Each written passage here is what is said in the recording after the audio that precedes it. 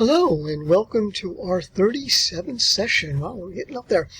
In today's session, we're going to have a bit of a review, short review of the MESFET, and then we'll go on to studying the MOSFET.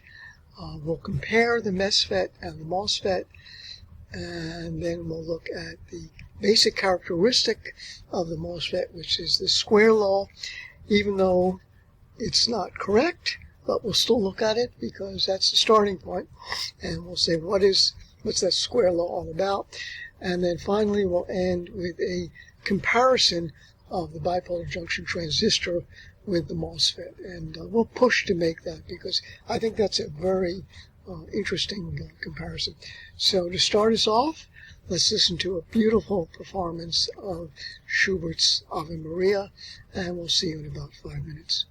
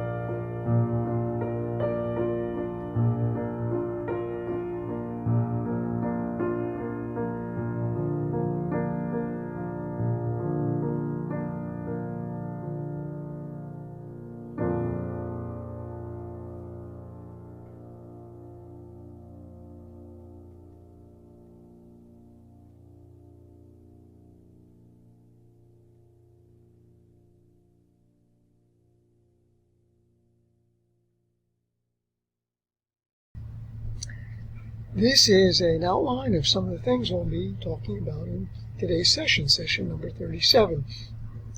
We're going to briefly review our journey into the MESFET, specifically the gallium arsenide MESFET. What we've said in session 36 is by no means the complete story. It's a lot deeper, and it's a lot more interesting than what we've been able to cover in this very brief discussion. Generally, the MESFET is covered sometimes in a complete course, only on the MESFET, or part of a course in wideband semiconductor devices. There's a lot to it, and it's absolutely fascinating. Then we're going to move on to the MOSFET, and we'll see the differences and the similarities. And in fact, we have a table which compares the two structures. And that's right here, comparison of the MESFET and the MOSFET. And that's done in the form of a table. Hopefully you find that interesting. Then we're going to look at a qualitative description of the MOSFET in saturation. Just like the MESFET, the MOSFET has a saturation region. And then we're going to look at something called the square law dependence, which has not been observed. I don't think it's ever been observed, but it's a good starting point, and that's what we cover generally at any course in MOSFET devices. And we'll go into a little bit of looking at the curves, summary discussion, then we'll talk about the capacitances in a MOSFET, specifically the depletion capacitance and the oxide capacitance. And finally, we'll compare the BJT to the MOSFET. And that, again, will be done in the form of a table. And we'll wrap it all up with one of the really passionate and wonderful arias from La Bohème by Puccini. They call me Mimi. So let's get started on the MESFET review. This is a curve, IV curve. IDS is the output voltage.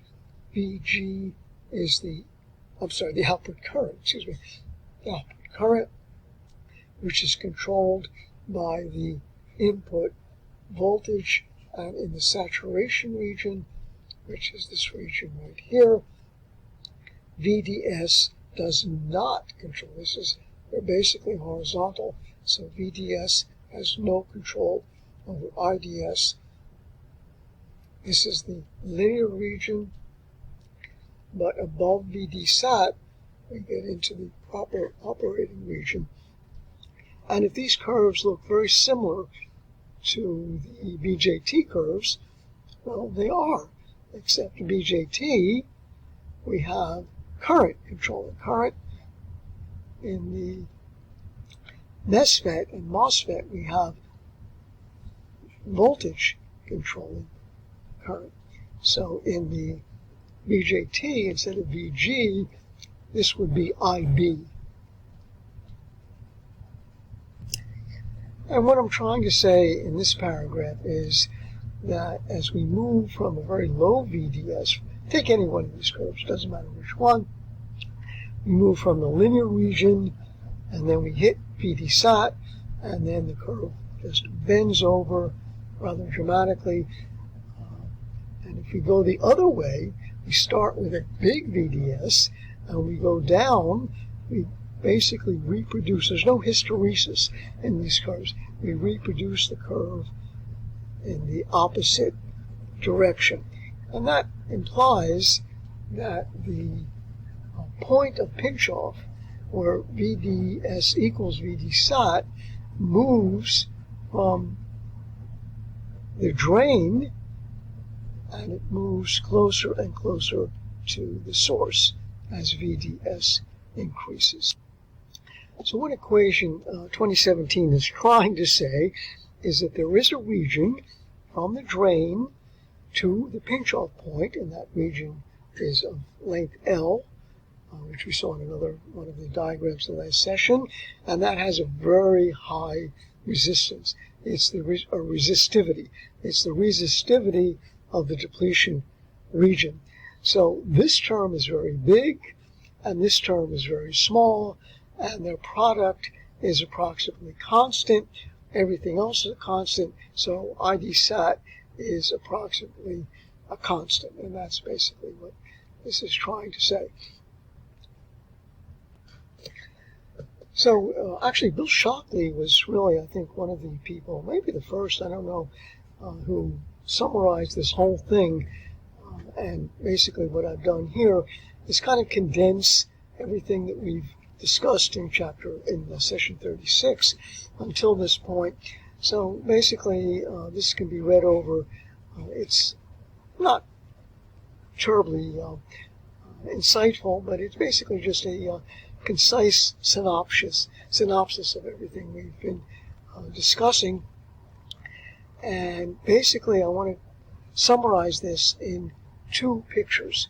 One is a picture where VDS is constant and VG is variable.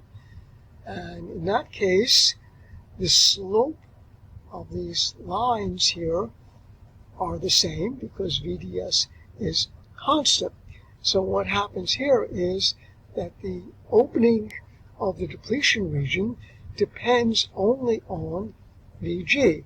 In this particular case, we have a channel throughout the region L. So VG is more negative, VG2 is more negative, and that's why the channel is thinner for a more negative gate voltage. But the slope of the line is constant. The rate of change of the channel voltage, which is right here, is basically constant. The rate of change is constant, and that depends only on VDS. Now, if we keep VG constant at VG1 up here, and we make VDS variable, we start at a low VDS, and we go to a higher and higher VDS, then this channel voltage variation, the rate of change of the channel voltage variation will increase. So that's why the slope of the larger VDS is greater than the slope of the smaller VDS. And as VDS, for any gate voltage, as VDS continues to increase, this slope will go down, or this line will go down, and will eventually hit the channel, pinching off the channel, and then the slope will increase further, and the end of the line, I should say, will move over from the right to the left, producing a pinch-off region of dimension little l. And that's the little l that we had up here. This is the pinch-off region. So this basically shows, this picture, I think, illustrates the point, that as VDS goes above pinch-off, pinch-off is when this point right here reaches that point, it reaches the point on the channel surface. And then if I increase VDS above that, the point basically moves to the left, the slope increases, as it must, and we get a pinch-off region. Now we move into the MOSFET, which is, we've done quite a bit on the MOS cap, and the MOSFET is basically the MOS cap with a source and a drain. We find exactly the same dependence. The issue is here, the thing that makes this a little bit more challenging is the fact that in the MOS cap, in inversion, we have a capacitance between the gate and the semiconductor. That's the oxide capacitance. So we have a capacitance right here. And then, of course, we also have the depletion capacitance. So the channel is right at the interface between the oxide and the depletion region. So what we have is one capacitor above the channel and one capacitor below the channel. And we've seen that in our discussion of the MOSFET. So in our discussion of the MESFET, the channel conductance is controlled by the width of the deposited channel. And that's not true in the MOSFET. In the MOSFET, the channel conductance is controlled not by varying the depletion width, but rather by controlling the channel charge. So everything that we're going to be talking about in the MOSFET is going to revolve around Q inversion. And we didn't really discuss the inversion, or we didn't discuss so much the charge in the MESFET because it really wasn't that important. We were talking about the resistance of the channel.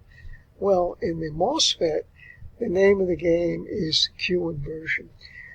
The MESFET deposited channel can be a large fraction of a micron.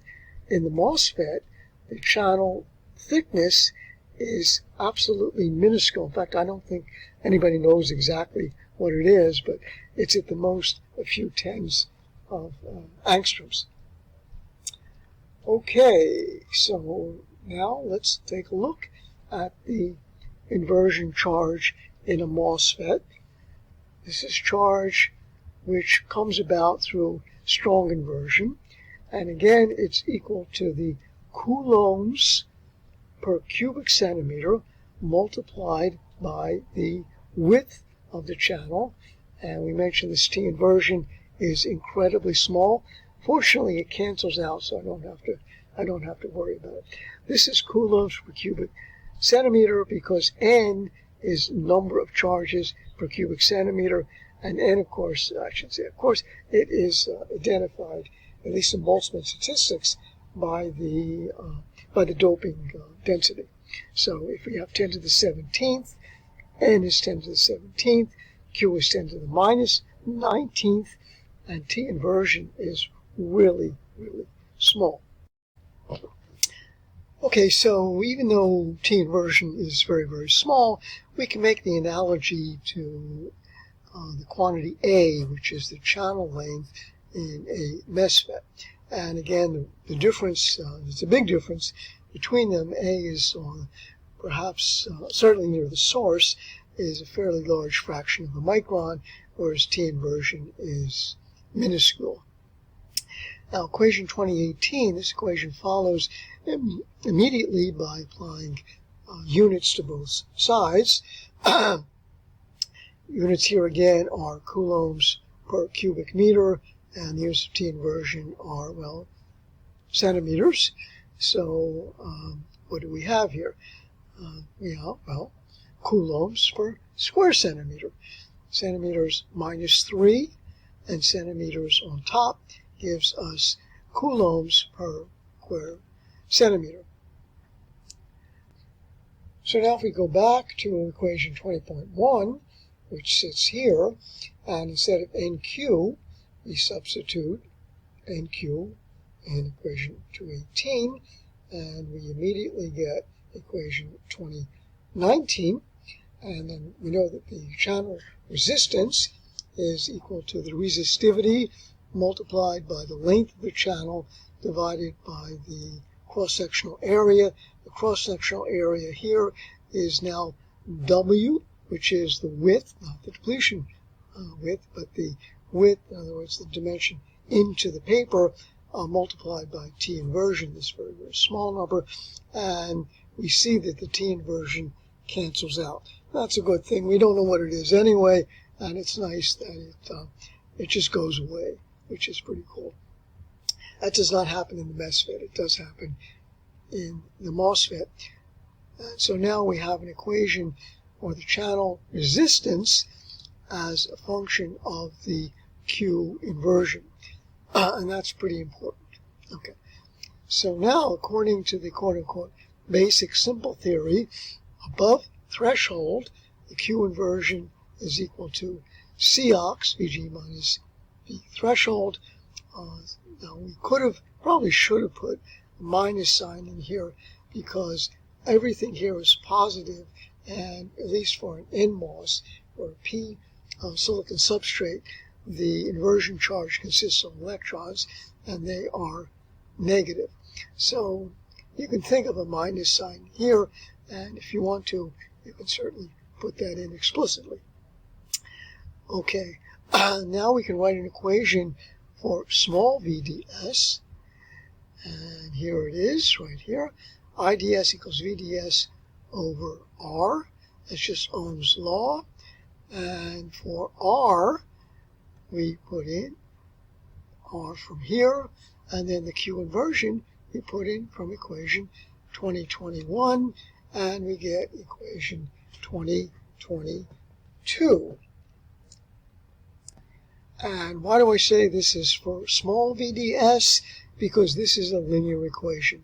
And here's the slope right here. It says the current is proportional to the voltage, which we don't want. We know that we don't want it to be proportional to the voltage. We want it only to be proportional to the gate voltage, the input voltage, not the output voltage, VDS. But here is the slope. Do a quick check for units. We know the units for mu, centimeters squared divided by volts second. Of course, the units for this term here is just volts.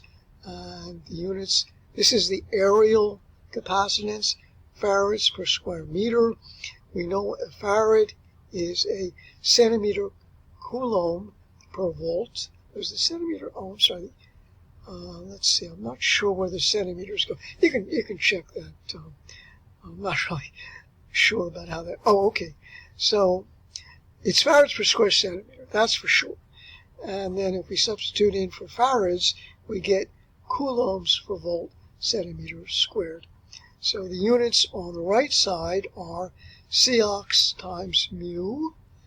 Let's see, Cox times mu. And of course, W over L goes out, and we're left with Cox mu is coulombs per second, and that is exactly what we want for IDS. So everything works out just hunky-dory, as they say. Okay, good. There's just a little bit of confusion going from here to here. I'll check that and make sure that's correct. But of course, we know what the answer is going to be, so that's cheating, I suppose. But the whole idea is everything on the right side has got to go to coulombs per second, and you can be sure that it does. These terms appear time and time and time again for the characteristics of the IV characteristics for a MOSFET. So I know that all this stuff must be in coulombs per second. Okay, now if we look at the characteristic as we go from the source to the drain, this is not depletion width right now. This is the magnitude of Q inversion. So the channel voltage at the source is 0. The channel voltage at the drain is VDS. And as we move from source to drain, the Q inversion decreases. And that is the really important property of the MOSFET. And that is what determines the things like pinch-off and VD-SAT and ID-SAT. So if we take a look at a cut, we're going to cut this device, and I'm going to say that we have a little bit of a voltage change, and what we're going to say is here that the change in the channel voltage is proportional to the current, which is constant, multiplied by the change in resistance. The resistance gets higher, and therefore the channel voltage gets higher. And of course, we know the channel voltage gets higher because it increases linearly from the source to the drain. So DVC is positive and DR is positive. So now we go back to equation 20.2, which is written here. Again, the resistance is equal to the resistivity multiplied by the total channel length divided by the cross-sectional area. And now we take a dr because we want to find out what the incremental change of resistance is as a function of y. So dr on the left side, and instead of L, we have a dy on the right side, because this is the y direction, and y is the position along any point from the source to the drain. So that's pretty straightforward, nothing very exciting there. And we have an expression for the resistivity way back someplace here. Oh gosh, it must be here someplace. There it is, right there, 2019. So we substitute all that good stuff in, and we get equation 2026. We put in 218, which is here, and 225, which is here, into 224, which is here. We substitute everything in, and we get an equation for dr as a function of Q inversion. And that's the big deal. We want the resistivity, or the resistance, as a function of the position and the Q inversion. So in place of the depletion, or the channel width A in the MESFET, we have Q inversion in the MOSFET. And now we put in simple expression for the simple theory. We know it's not right, but we go with it anyway. And here we have equation 227, which is equation 18.1 modified with VDS greater than 0.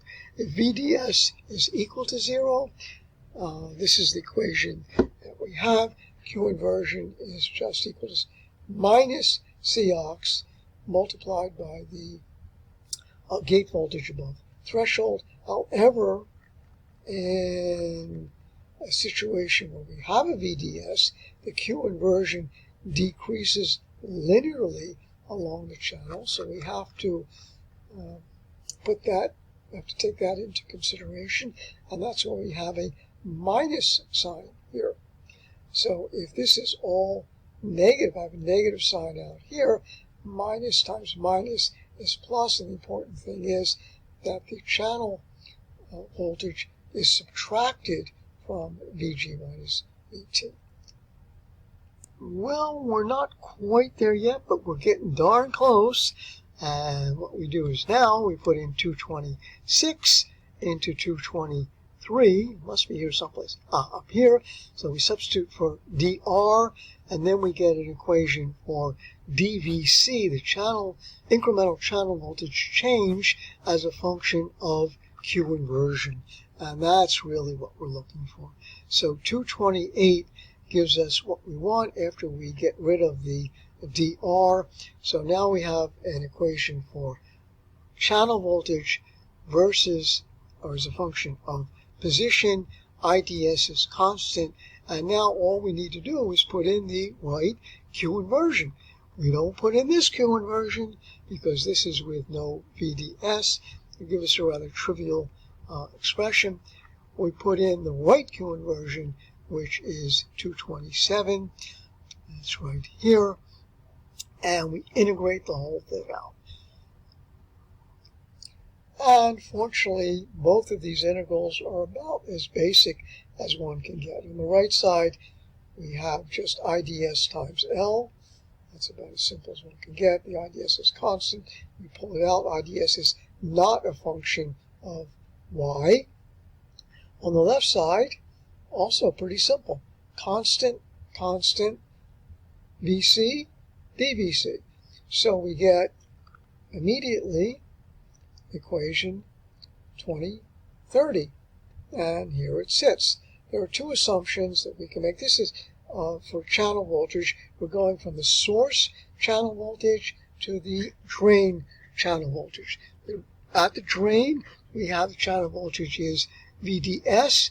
At the source, we call it V sub S, but generally the source is grounded, so we just make that into a 0.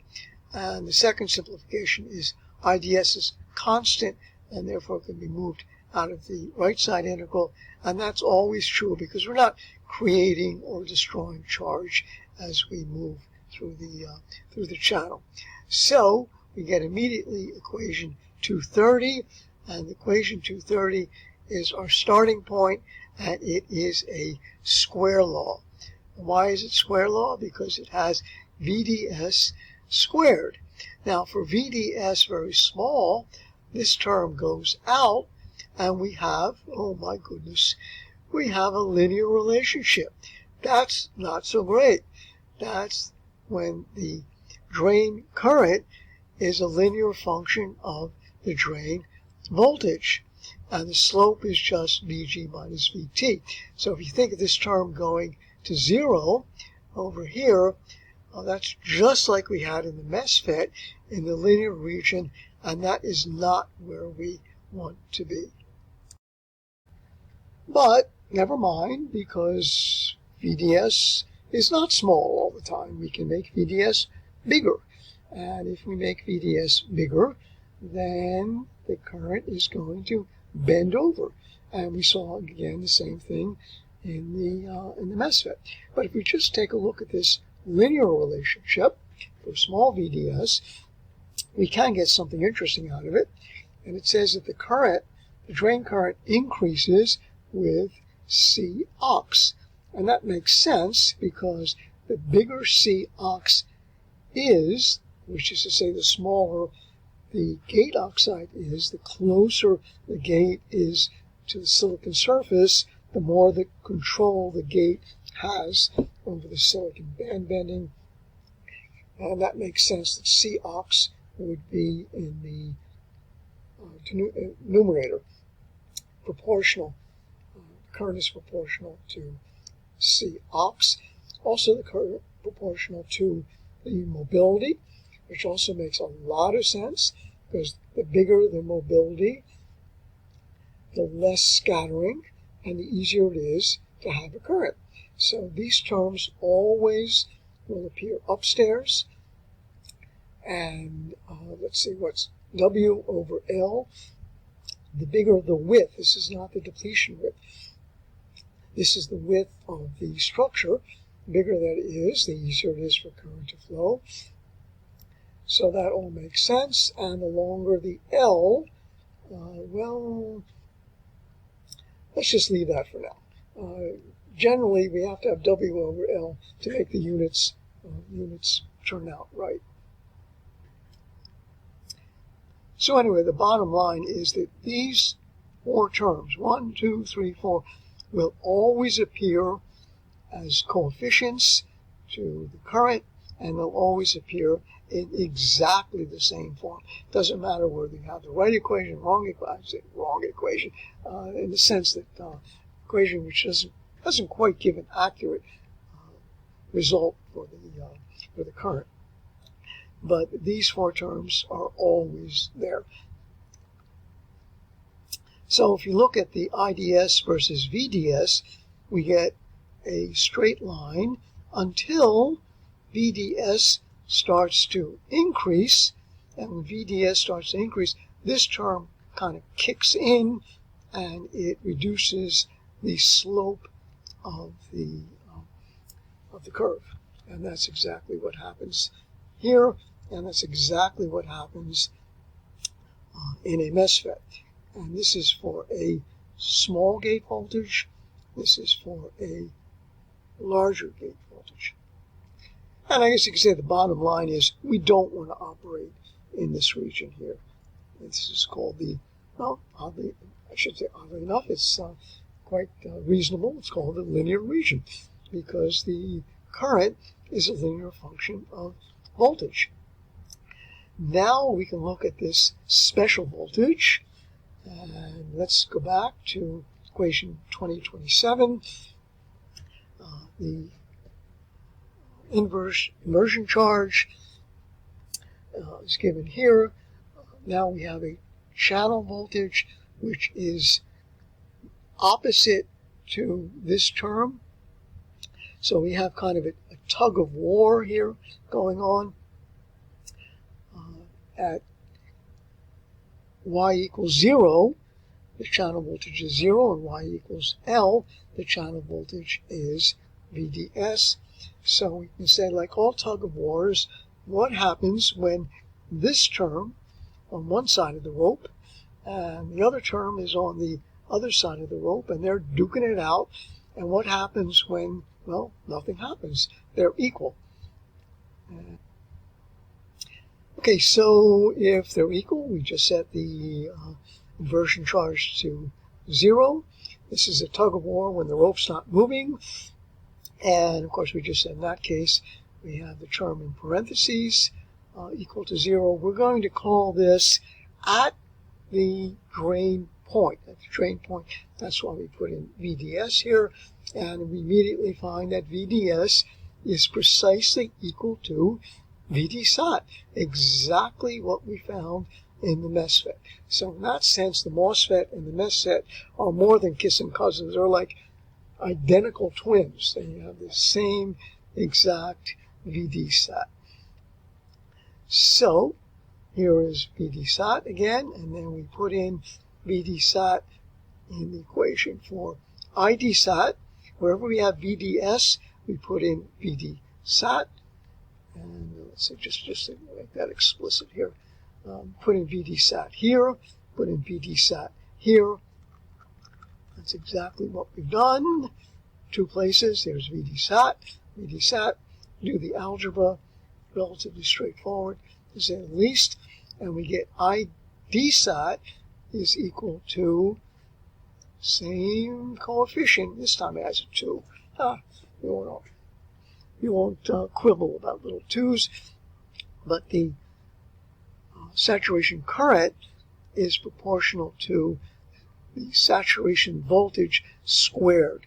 So that is, again, the square law in action, and it is not really correct.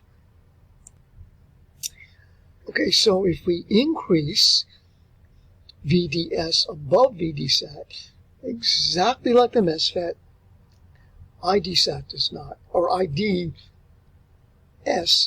does not increase. And we can see this square law dependence simply by plotting the curves. And here they are. Pretty straightforward. For a given gate voltage, we have a linear portion and a saturation region. If I double the gate voltage, I jump up to 4 times the original IDSAT here. This is IDS1, which is really IDSAT. And then if I multiply the gate voltage by 4, I get 16 times the current in the saturation region. Okay, good. Now, this is a rather simplistic explanation of why we get the square law for the MOSFET. And we have 2 terms, that's where the square law comes from, 2 terms which depend upon the gate voltage minus the threshold voltage. And of course, the threshold voltage in saturation is just VDSAT. So the term N here is proportional to Q inverse, and it's just the doping density. The higher the doping density, the higher the inversion charge, and the inversion charge is proportional to VDSAT. The velocity, well, what's the velocity? The velocity is equal to the mobility multiplied by the electric field. The electric field is the voltage.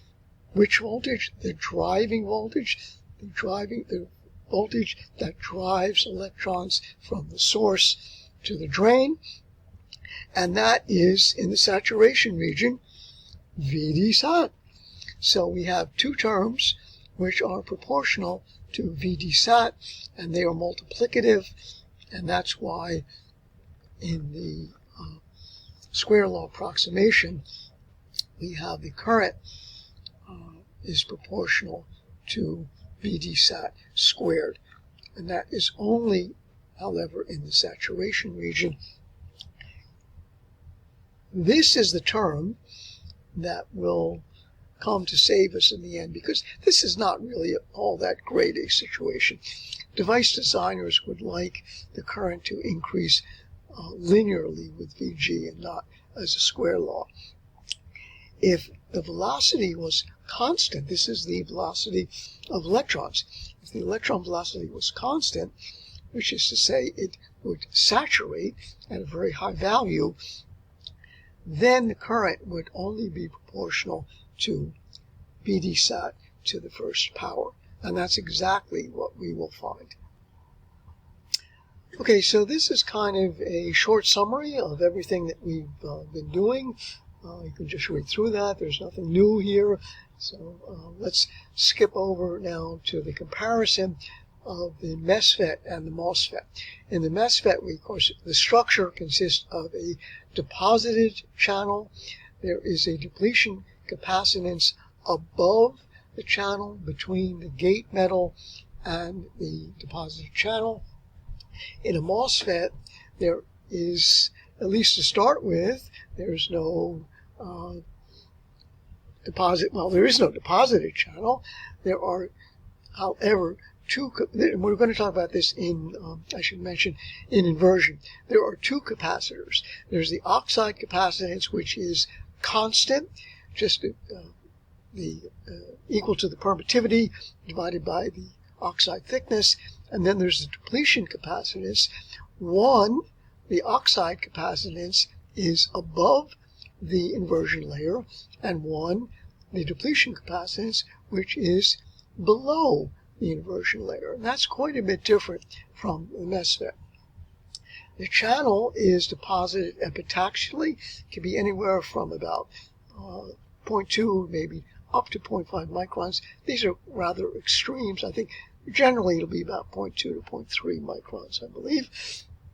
Here, the channel is created by an electric field.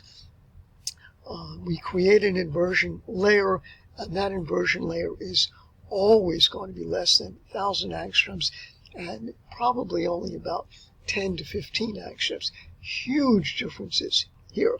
The gate can, in the MESFET, the gate is Schottky, and I should say in this particular case, this would be the JFET. So that really is not pertinent to MESFETs. MESFETs Schottky gates. Here the gate is either metal or degenerately doped silicon. That's the MOS structure, which we talked quite a bit about previously. Here we have not exactly threshold. We have this voltage VPO, which we'll discuss a little bit more in chapter 24. And here at threshold, in the symbol theory, the inversion charge suddenly appears out of nowhere for gate voltages above threshold. Saturation, this is where we want to be. The drain current is controlled only by the gate voltage in both cases. So now let's continue our MOSFET discussion. And again, everything in the MOSFET is going to be above threshold for now, at least. That's where we want to operate. Although we will be in a region where we'll be between intrinsic and inversion. So this will be weak inversion, where VG is below threshold, higher than intrinsic, but below threshold. So that's something we'll talk about, and that is a little bit mathematically intense. Okay, so here is kind of a summary of what we've got. In strong inversion, we have lots of positive charge on the gate. We have an inversion layer right at the surface of almost infinitesimal thickness, and we have fixed ions shown in green, also negative charges. So if we add these two guys up, we get the gate charge, and that's exactly what we're saying here. The amount of charge on the gate, positive charge on the gate, is equal to the negative inversion charge plus the negative fixed ion charge.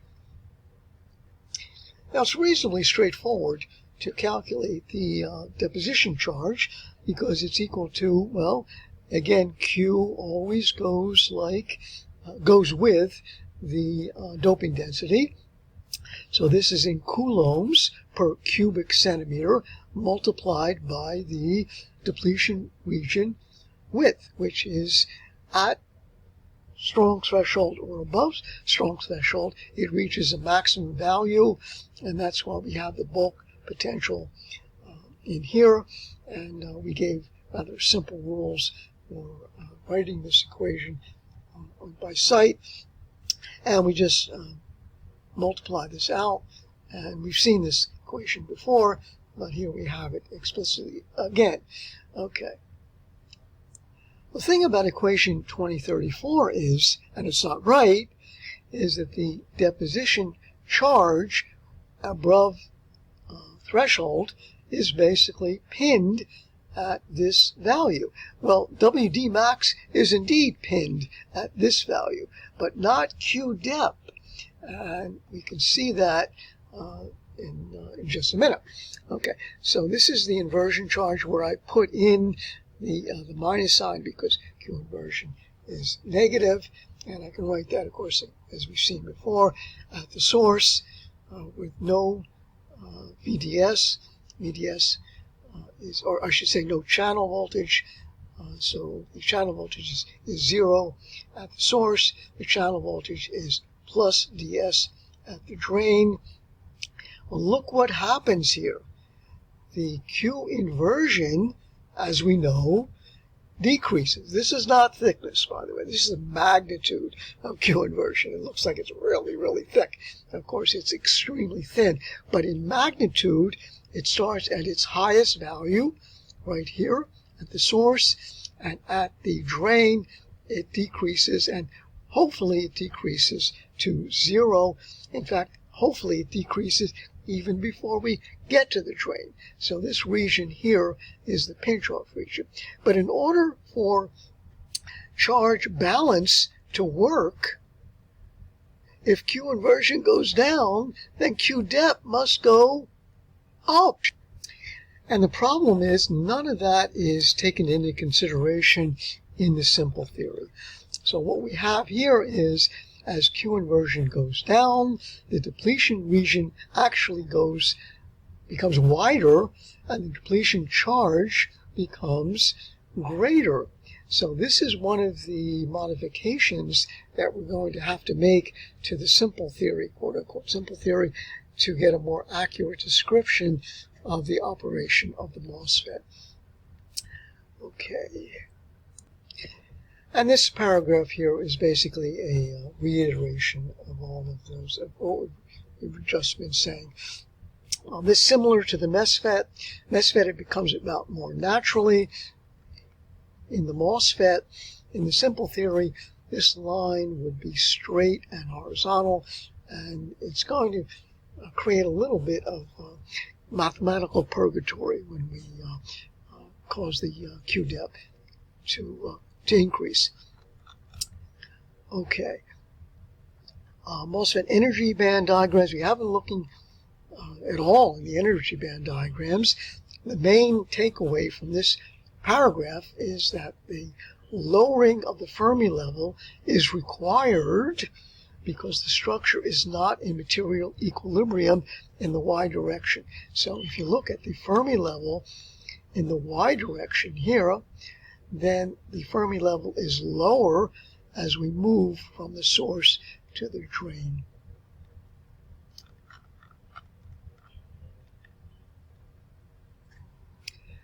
Okay, so let's look at this a little bit different way. Again, MOSFET in saturation. The MOSFET hopefully will always be in saturation. This idea that the depletion region increases both in magnitude and more depletion region charge, we can look at it this way.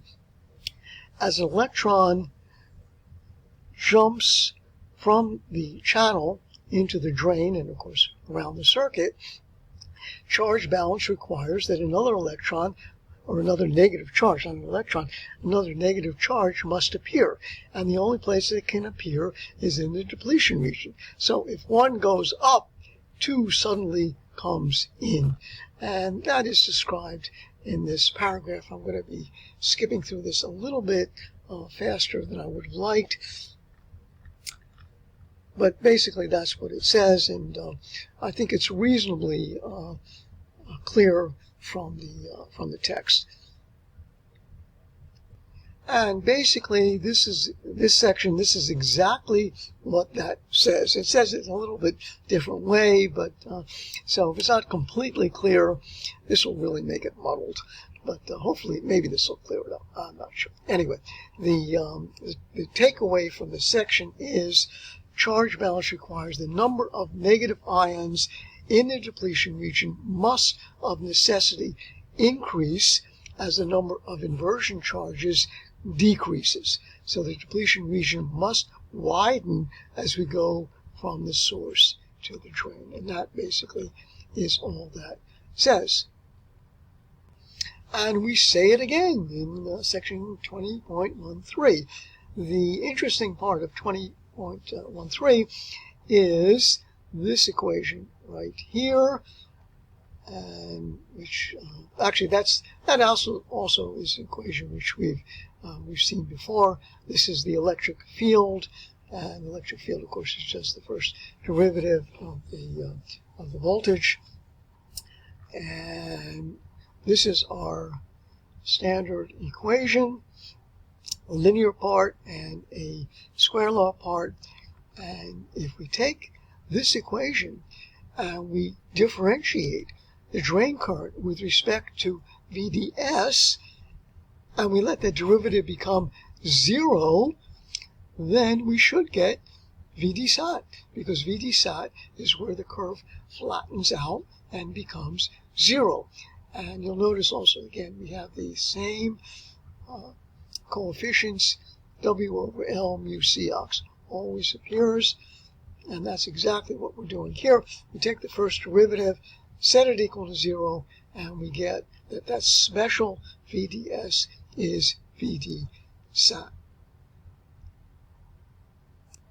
And of course, as we've done quite a number of times, we put in that VD-SAT into the equation for IDS, and we get ID-SAT. And this, of course, is exactly the same figure that we've seen before. Just to reiterate it, it's not what we want particularly, but there it is. Okay. So now this section here, I think we can just read through it. It's very, very straightforward. Nothing really very exciting at all about. It just looks at the different capacitances in different regions. We have the depletion capacitance and the oxide capacitance, and right in the middle, if we're above threshold, we have the inversion layer, conductive layer, and that's all that says. Now I want to get into the more interesting part, and that is comparison of the BJT to the MOSFET. And with that, we'll end our discussions for session 37. So let's compare the BJT to the MOSFET in 3 modes of operation. In the normal mode of operation, which in the BJT is called the forward active mode, in the MOSFET it's called saturation mode. We know it's in saturation because the pinch off, where Q inversion is equal to 0, occurs before the drain, somewhat left to the left of the drain.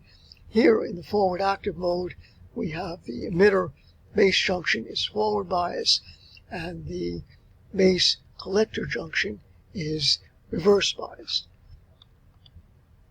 Okay, so in the forward active mode and the saturation mode, we have a small input current, and here in the MOSFET we have an extremely small, in fact it's actually 0 hopefully zero.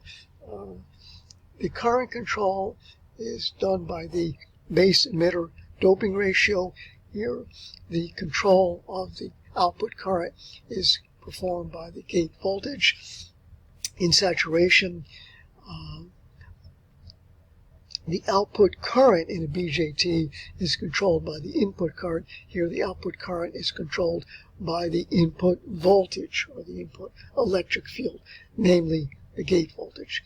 Input impedance is moderate for the BJT. It is extremely high for the MOSFET.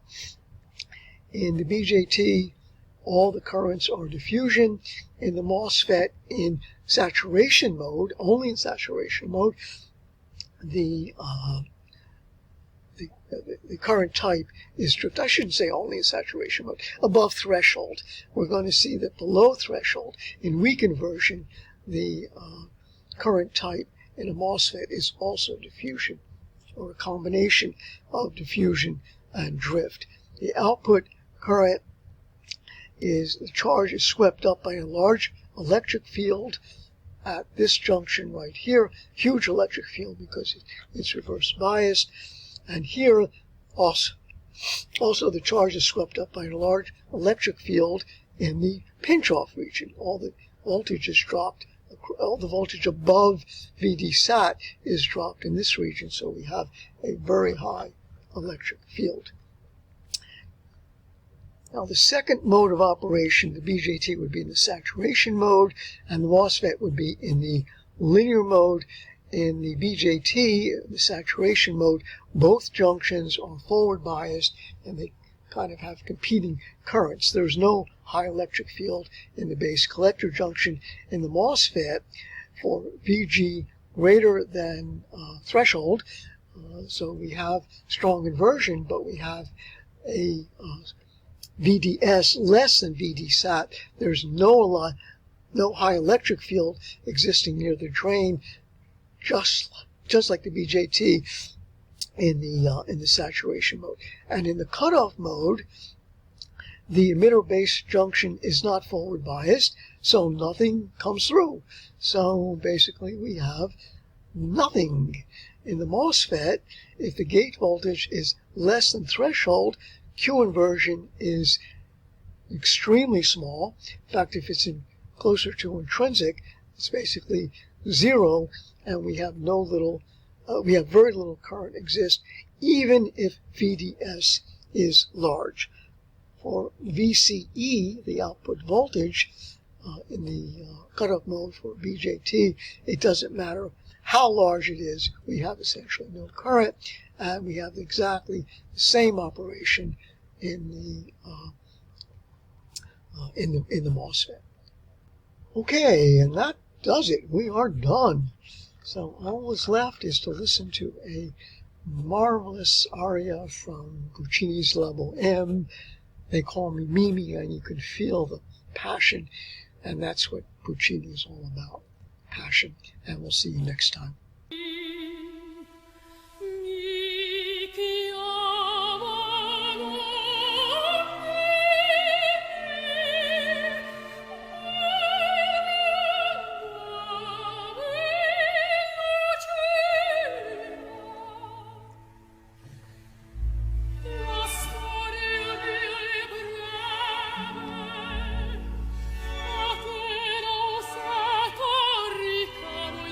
Fuori